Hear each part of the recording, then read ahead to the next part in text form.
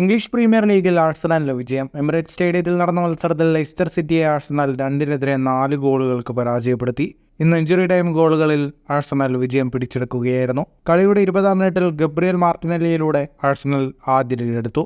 ആദ്യ പകുതി അവസാനിക്കും മുൻപ് ലിയാൻഡ്രോ ട്രൊസാർഡിന്റെ ഗോളിൽ ആഴ്സണൽ ലീഡ് ഇരട്ടിയാക്കി. എന്നാൽ രണ്ടാം പകുതിയുടെ തുടക്കത്തിൽ തന്നെ ലെയ്സ്റ്റർ തിരിച്ചടിച്ചു. 47-ാം മിനിറ്റിലും 63-ാം മിനിറ്റിലും ജെയിംസ് ജസ്റ്റിന്റെ ഗോളുകൾ ലെയ്സ്റ്ററിനെ മത്സരത്തിലൊപ്പം എത്തിച്ചു.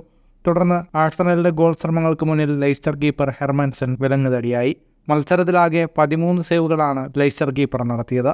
എന്നാൽ 94-ാം മിനിറ്റിൽ ആ വെല്ലുവിളി ട്രൊസാർഡ് മറികടന്നു. മത്സരത്തിലെ തന്റെ രണ്ടാം ഗോളും ട്രൊസാർഡ് നേടി. സ്കോർ 3-2. കളി അവസാനിക്കും മുൻപ് കായ് ഹവേർട്സ് ആഴ്സണലിന്റെ 4ാം ഗോളും നേടി വിജയം പൂർത്തിയാക്കി. മത്സരത്തിന്റെ കണക്കുകളിലേക്ക് വന്നാൽ 75% ബോൾ പൊസിഷൻ ആഴ്സണലിനായിരുന്നു. 36 ഷോട്ടുകളാണ് ആകെ ആഴ്സണൽ തൊടുത്തത്. 16 shot on target. 656 പാസുകൾ 89% കൃത്യതയോടെ ആഴ്സണൽ പൂർത്തിയാക്കി.